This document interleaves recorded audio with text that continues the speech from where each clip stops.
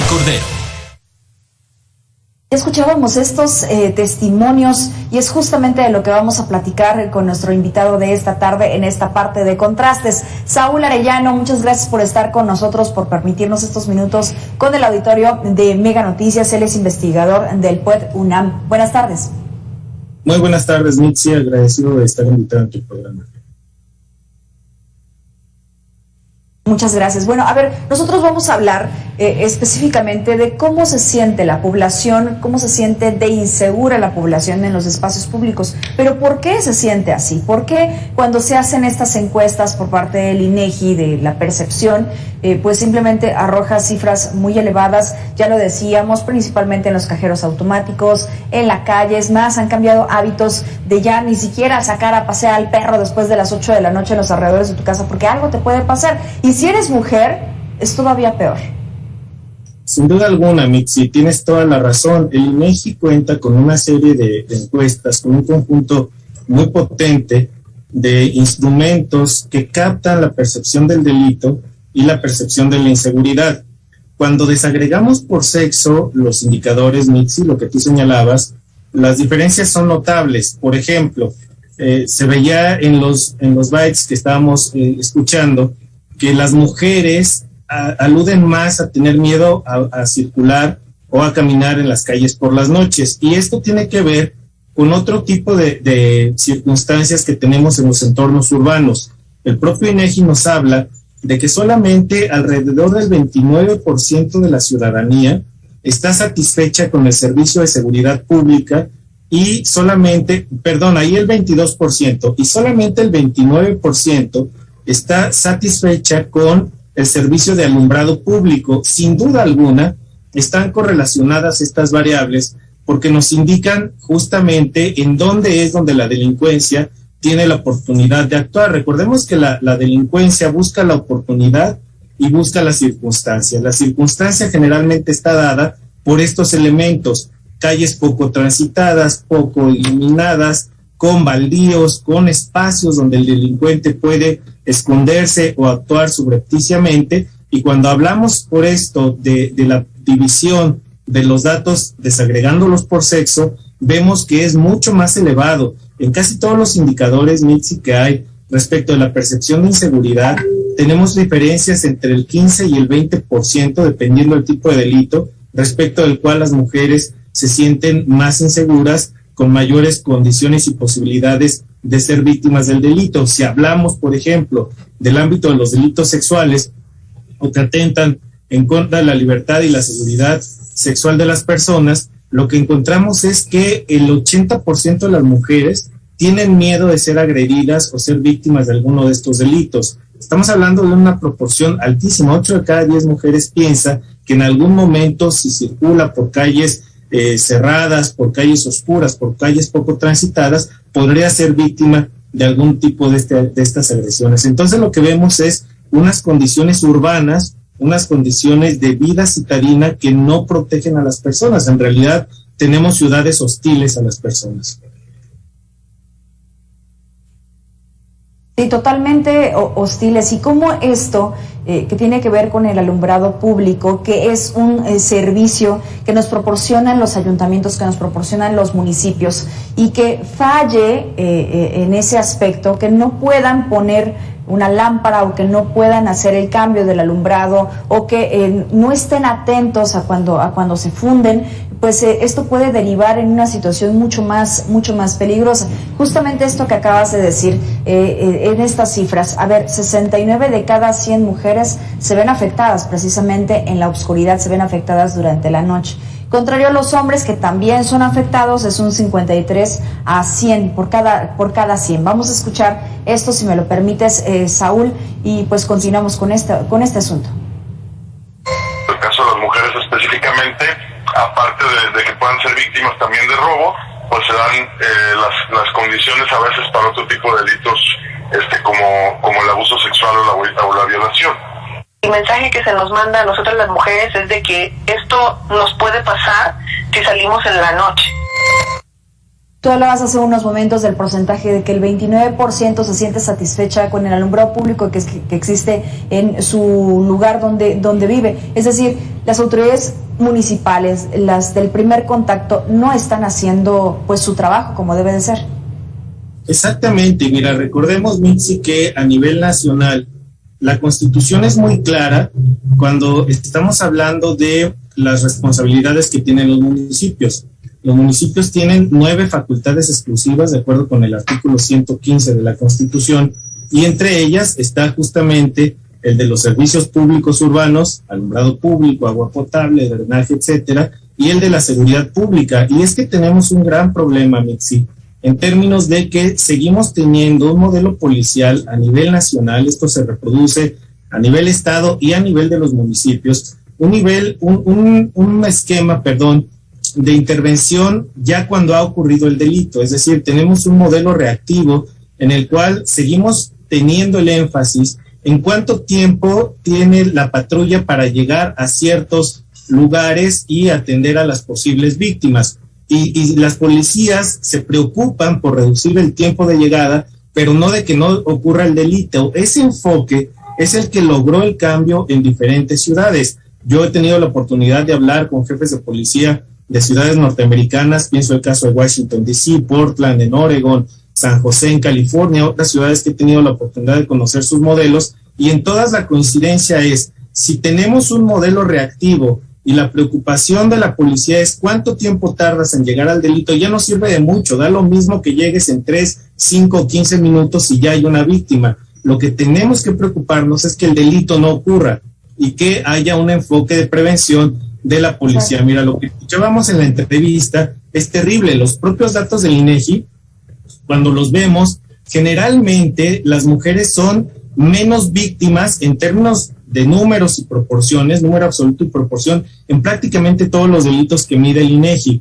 43% de las víctimas de robo o asalto en transporte público son mujeres, 45% son víctimas de fraude, 45% de extorsión, 48% de amenazas verbales, otros tipos de robo 40%, lesiones igual 40%, pero fíjate el brinco, cuando hablamos de delitos sexuales, la tasa de incidencia reportada es de 92.7% de víctimas mujeres. Entonces vemos cómo la fenomenología delictiva es distinta y los modelos de policía preventiva que tenemos a nivel local no están reaccionando a este tipo o a esta tipología que tenemos de las conductas delictivas. No se tienen a nivel municipal prácticas, políticas, programas diferenciados para atender, por un lado, a hombres posibles víctimas de delito y a mujeres posibles víctimas de delito. Entonces, mientras no transmine y mientras no se asuma que es un criterio transversal de todas las políticas públicas la perspectiva de género,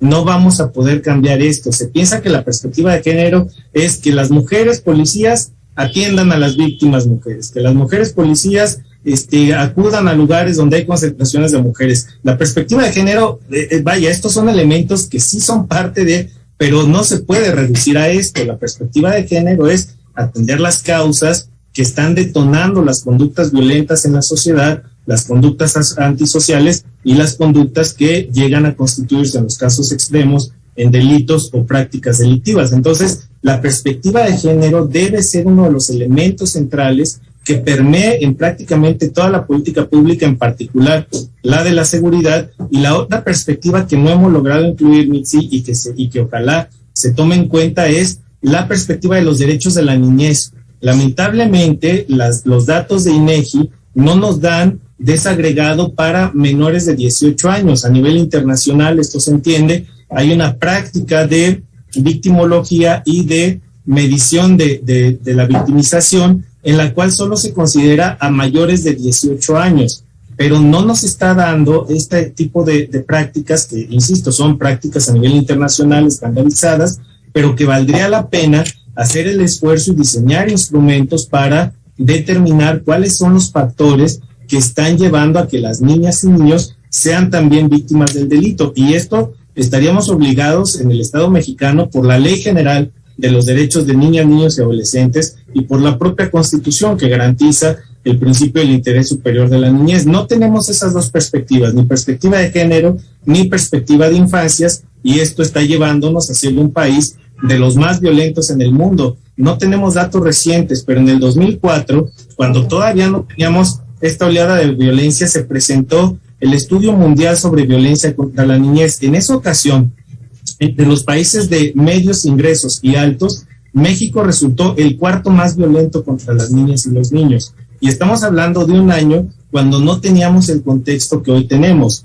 No dudaría yo que México sea no solamente el cuarto, sino que haya caído 2 o 3 lugares más. Lamentablemente no se ha repetido ese estudio, pero sí nos habla de la carencia de datos para diseñar mejores diagnósticos y con ello mejores políticas públicas.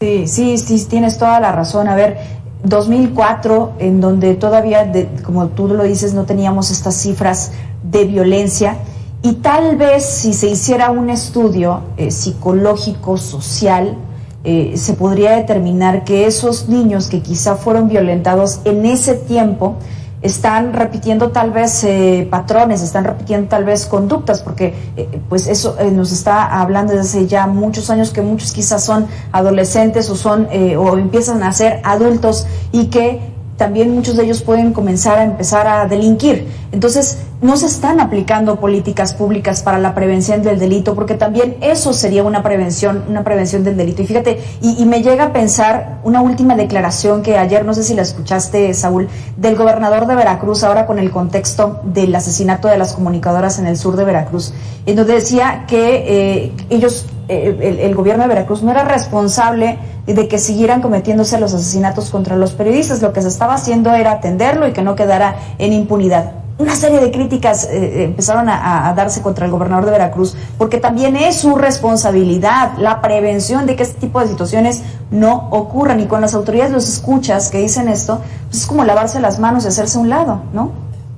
Sin duda, y mira, lamentablemente tenemos este esquema tan rígido en el cual ciertos delitos se supone que corresponden a la federación, y los gobernadores, como el caso de Cuitláhuac o el caso de otros gobernadores de estados muy violentos, simplemente te dicen, eso le toca a la federación, yo no me meto, no está en mis facultades, y nos lavamos las manos. Pero mira, justamente para fortalecer lo que tú estabas comentando, Mitzi, en México tenemos una tasa de feminicidios de 1.5 casos por cada 100,000 mujeres. El dato es de escándalo mundial. Hemos visto ya las manifestaciones que ha habido de los colectivos o las colectivas de mujeres que están exigiendo el cese de la violencia en contra de ellas. Pero cuando vemos la tasa de homicidios de menores de 18 años, es decir, niñas, niños y adolescentes, la tasa que tenemos es de 3.8 por cada 100,000. Es decir, es de más del doble que la tasa de feminicidios, que ya es escandalosa, inaceptable, totalmente reprobable, y que ha generado una molestia, un malestar social que ya se ha expresado afortunadamente en críticas a los gobiernos y exigencias de que ni una más sea desaparecida, violentada o asesinada en los casos extremos, pero no hemos logrado transitar tampoco hacia un país que se indigne con la misma cantidad de energía y fuerza como se ha indignado en contra de esta violencia que se ejerce en contra de las mujeres. Por eso yo insisto, mientras no tengamos una perspectiva que combine perspectiva de género y perspectiva de niñez, no van a cambiar las cosas. Insistiría yo, 3.8 homicidios de menores de 18 años, y es un promedio de una década, Mitzi, y se está agudizando,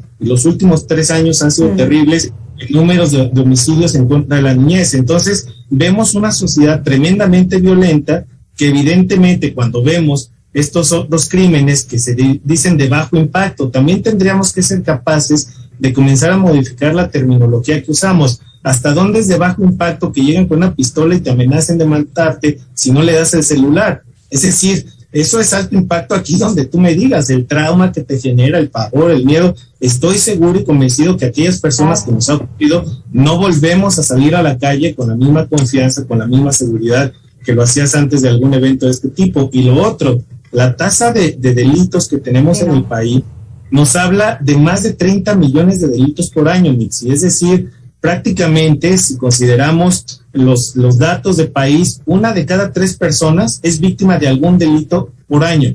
Esto nos dice que prácticamente a la vuelta de 5 años, ya todas las personas mayores de 18 años hemos sido víctimas de algún ilícito, sea con violencia o sin violencia. Te robaron tu pluma, te robaron tu celular, te robaron cualquier pertenencia, ya implica un daño patrimonial, ya implica un daño incluso psicológico, ¿no? El malestar que te genera darte cuenta que te robaron tu celular, que te robaron tu bolsa o lo que haya sido, implica un malestar generalizado. De tal forma, insisto, que los datos del INEGI permitirían sostener hoy que difícilmente habría una mexicana o mexicano que no ha sido objeto de algún acto delictivo, lo cual es terrible y lo cual nos habla de todo lo que tenemos que hacer, ¿no? Sí, al final nosotros somos los que nos tenemos que poner tras las rejas, es decir, tenemos que construir una barda bien alta en nuestra casa para poder protegernos, ponerle protecciones, rejas a ventanas, a puertas, con tal de que no entren, y nosotros estamos dentro básicamente de esa cárcel para que no se les antoje a los amantes de lo ajeno. Oye, a ver, vamos a revisar estas cifras que de acuerdo a un estudio, bueno, pues se ha determinado que principalmente los delitos y los homicidios ocurren principalmente durante la noche y la madrugada. De hecho, se han determinado algunos horarios. Vamos a revisarlos. De las 0 horas a las 0 horas con 59 minutos, 1,939 personas fueron víctimas de homicidio. Le siguieron de las 21 horas a las 21:59 y de las 23 a las 23:59 con 832 y 812 homicidios respectivamente. Hablamos también de que disminuyen los rondines de los elementos policíacos, se ha dejado de lado se ha dejado de fortalecer a los elementos municipales que sabían exactamente pues en dónde están las pandillas, en dónde generalmente hay traficantes, incluso menores. Y que ahora, bueno, pues con esta militarización, ¿qué opinas de la estrategia? Pues simplemente ha funcionado o no. No, mira, Mitzi, lamentablemente tenemos un país en el cual se ha apostado desde el inicio de lo que se llamó la guerra contra el narco por la militarización del país. El argumento original en 2008, cuando inicia el operativo Michoacán y se desata esta cruenta batalla que tenemos todavía en el país, que ya tiene proporciones de guerra civil, lo que vemos es que las policías municipales dejaron de fortalecerse. Mira, hay datos bien claros. En México faltan más de 100,000 policías locales, es decir, 100,000 elementos, porque en lo local no hay suficientes elementos, pero luego cuando vemos las condiciones en las que trabajan, Mitzi, son terribles. Yo hice una entrevista a un policía municipal y me decía, mira, nos dan 6 balas y si nos las gastamos nos las cobran. Entonces, a ese nivel de absurdo se llega en varios municipios del país que tienen altísimas tasas delictivas. Este elemento policíaco es de uno de los 5 municipios más violentos de México y nos decían, nos dan 6 balas al día para un revólver que a veces funciona y a veces no. Y esto te habla justamente de las condiciones que ya muchas expertas y expertos han diagnosticado. Pero tenemos el otro caso, el costo enorme del delito en el país. Tú decías, tenemos que poner rejas, tenemos que poner y cambiar hábitos, pero fíjate, el dato que da el INEGI es de aproximadamente 7,115 pesos por delito cometido. Si al año se cometen, Mitzi, 30 millones de delitos, estamos hablando de que cada año la delincuencia le cuesta al país 213,000 millones de pesos. El aeropuerto de Santa Lucía se supone que iba a costar algo así como 98,000 millones de pesos. Bueno, la delincuencia nos cuesta al país 2 aeropuertos al año. De esa magnitud y de ese calibre es el enorme reto que tenemos, y desde luego con los niveles de impunidad que se tienen en el país, donde solamente 4 de cada 100 delitos se sancionan, pues esto es una invitación a la impunidad y a continuar delinquiendo. Para el delincuente, estas ganancias evidentemente son sumamente atractivas porque el costo que puede pagar pues, es sumamente bajo en caso de que lo lleguen a ganar, ¿no? Exacto, y al final no pasa nada, ¿no? Porque también tenemos un alto porcentaje de impunidad y pues pareciera que es muy sencillo robar o matar en nuestro país. Es tremendamente sencillo, tremendamente barato, hay que decirlo con todas sus letras y con todo lo que esta tragedia implica, ¿no? Porque de lo que estamos hablando acá es de que México tiene un sistema judicial realmente muy deficiente, que inicia desde el policía local, que es quien reporta, en ocasiones detiene en flagrancia al delincuente, etcétera, pero luego vemos que tienen una muy escasa formación, de tal forma que la persona que detiene al delincuente pues no guarda el debido proceso, ¿no? Y debemos ser conscientes en nuestra sociedad que hacia allá es a donde debemos avanzar, porque lamentablemente, Mitzi, también nos hemos convertido en una sociedad que rechaza la protección de los derechos humanos. Nos encantaría que al delincuente llegara a la policía y lo matara, y como decían los antiguos, pues muerto el perro se acabó la rabia, ¿no? Y no es hacia allá, hacia donde hay que caminar. Por el contrario, había que tener policías bien formados, bien entrenados, bien capacitados en el resguardo de la escena del crimen. Mira, lo veía aquí en la pantalla, pasaban algunas escenas del caso de Devani, ¿no? Bueno, ¿cuántas veces estuvieron en esa escena? No solo policías, estuvieron personal del hotel, reporteras, reporteros. No hay resguardo de la escena del crimen. Ya con esto estás dándole al traste a una investigación que se supone debe ser científica, objetiva, con criterios de criminalística, con criterios de prácticas forenses de alto nivel, y eso no está ocurriendo. Los policías municipales no conocen de esto, las policías estatales de investigación, las ministeriales, todavía tienen deficiencias muy fuertes en este tipo de materias, y eso nos lleva a que cuando logras detener a algún delincuente, la violación del debido proceso lo manda de inmediato a la calle. A veces se critica a las y a los jueces porque liberan a las y a los presuntos delincuentes, pero poco se pone el ojo en cómo están integradas las carpetas de investigación. Yo he documentado a través de entrevistas a policías ministeriales que cuando quieren que algún crimen quede impune, simplemente integran mal la carpeta de investigación, y a la jueza o juez pues no le queda más que decir: señora, señor policía, yo no puedo tener a esta gente en la cárcel porque usted no me está dando elementos ni siquiera para acreditar que se cometió un delito. Entonces, esa cadena tan larga del proceso de la justicia está fracturada, y no hemos sido capaces desde el 2008, que se intentó el tránsito al nuevo modelo de justicia penal, hasta el 2022, llevamos ya 14 años, Mitzi, con un fracaso permanente en la implementación del sistema, sí, que nos lleva, tú bien señalas, la impunidad campante de todos los días, ¿no?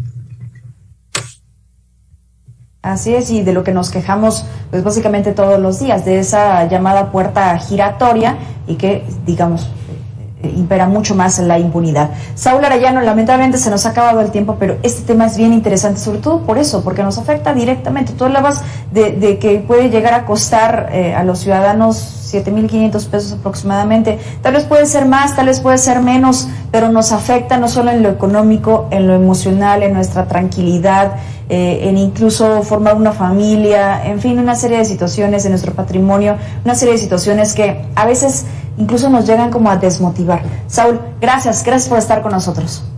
El agradecido soy yo. Gracias por el espacio, Mix. Hasta pronto. Que tengas muy buena tarde, investigador del PUED UNAM. Vamos a la pausa y regresamos con más.